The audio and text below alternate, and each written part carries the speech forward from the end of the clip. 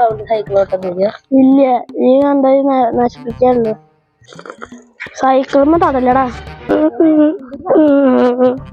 അല്ലടോ, ഈ എന്നാ വന്ന്? ഞാൻ 2 ദിവസമായി. ഇനിയിപ്പോ എന്നാ പോണ്? എന്നാ പോണെന്നോ? 2 കൊല്ലമായിട്ട് നാട്ടിലേക്ക് വന്നിട്ടുള്ളൂ. അപ്പഴത്തേനിപ്പോ അങ്ങോട്ട് പോവുക. അല്ല, ആൾക്കാർ എന്നാ വന്ന് പോണെന്ന് ചോദിക്കുന്നു.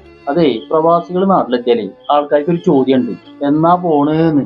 അവിടെ സുഖാണോ, ജോലി ഉണ്ടോ എന്നൊന്നും ആൾക്കാർ ചോദിക്കണില്ല. എന്താടാ, എന്താ കരയണ്?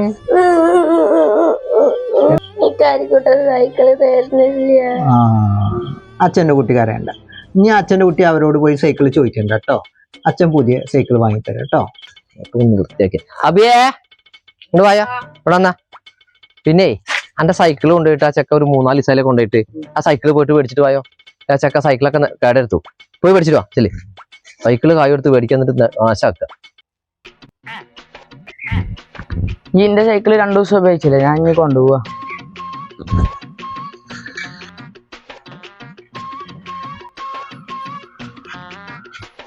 അല്ലടോ, മിഞ്ഞാന്ന് വാങ്ങിയ സൈക്കിളല്ലേ ഇത്?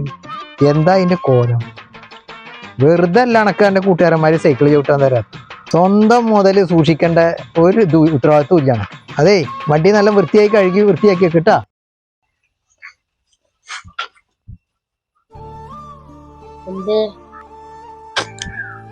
സൈക്കിള് ചവിട്ടാൻ വേണോ?